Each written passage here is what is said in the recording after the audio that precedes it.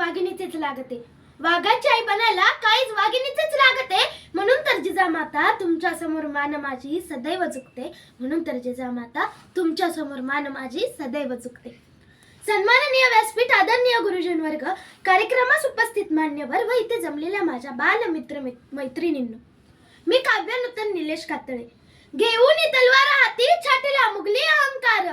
घेऊन तलवार हाती छाटला मुघली अहंकार. जिजाऊ तुमच्याच नावाचा दाही दिशा जय जयकार. जिजाऊ तुमच्याच नावाचा दाही दिशा जय जयकार. आज शेकडो वर्ष होऊन गेली तरी सुद्धा जिजाऊंचे नाव आपल्या ओठांवर आहे. जय जिजाऊ हे शब्द उच्चारताच प्रचंड ऊर्जा आपल्यामध्ये येते. महाराष्ट्राच्या मातीत असा कोणीही नाही ज्याला जिजाऊंविषयी माहीत नाही.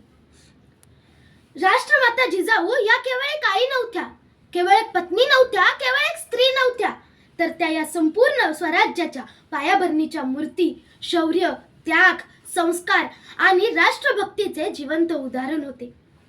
ज्या भूमीने छत्रपती शिवाजी महाराजांसारखा महापुरुष घडवला त्या भूमीला मातृरूप देणारी शक्ती जिजाऊच होती. त्या भूमीला मातृरूप देणारी शक्ती जिजाऊच होती. इतिहासाने अनेक योद्धा पाहिले, अनेक राजे पाहिले, पण एका आईने घडवलेला राजा म्हणजे फक्त आणि फक्त जिजाऊंचे शिवराय, फक्त आणि फक्त जिजाऊंचे शिवराय. म्हणूनच जिजाऊ या केवळ शिवाजी महाराजांच्या माता नव्हत्या, तर त्या या संपूर्ण महाराष्ट्राच्या, संपूर्ण भारताच्या माता होत्या. लहानपणापासून अन्यायाची चीड असणाऱ्या जिजाऊंचा जन्म 12 जानेवारी 1598 रोजी बुलढाणा जिल्ह्यातील सिंदखेड राजा इथे लखोजीराव जाधव व आई म्हाळसाबाई यांच्या पोटी झाला. लहानपणापासूनच त्या युद्ध शिक्षणात कुशल होत्या. त्यांना कन्नड, हिंदी, मराठी अशा बहुभाषा अवगत होत्या. जिजाऊंचा जन्म एका सरदार घराण्यात झाला, पण त्यांचे जीवन ऐश्वर्यात गेले नाही. लहानपणापासूनच त्यांनी राजकारण वास्तवात पाहिले, अन्याय पाहिला, अत्याचार पाहिले, परकीय सत्तांच्या जोखडाखाली पिंजलेली जनता, लुटलेले शेतकरी, अपमानित स्त्रिया, धर्माची विटंबना हे सगळं जिजाऊंनी अनुभवलं. आणि त्यावेळी त्यांच्या मनात एकच ज्वाला पेटली, या मातीत स्वराज्य उभे करायचेच, अन्यायाचा अंत करायचाच, न्यायाचे, स्वाभिमानाचे, धर्माचे स्वराज्य उभे करायचे. शहाजीराजे भोसले हे एक योद्धा होते, पण जिजाऊ या केवळ एका योद्धाच्या पत्नी नव्हत्या, तर ते शहाजीराजांच्या विचारांच्या भागीदार होत्या. स्वराज्याचा विचार हा शहाजीराजांच्या तलवारीत होता. स्वराज्याचा विचार हा शहाजीराजांच्या तलवारीत होता, पण त्या विचारांना संस्कारांचे रूप देणारी शक्ती जिजाऊच होती. पण त्या विचारांना संस्कारांचे रूप देणारी शक्ती जिजाऊच होती. जिजाऊंनी शिवरायांच्या मनावर जे बीज पेरले ते आजही महाराष्ट्राच्या रक्तात वाहत आहेत. जिजाऊंनी शिवरायांना शस्त्र उचलायचे शिकवले नाही, तर शस्त्र का उचलायचे हे शिकवले. अन्यायाविरुद्ध लढायचे, दुर्बलांचे रक्षण करायचे,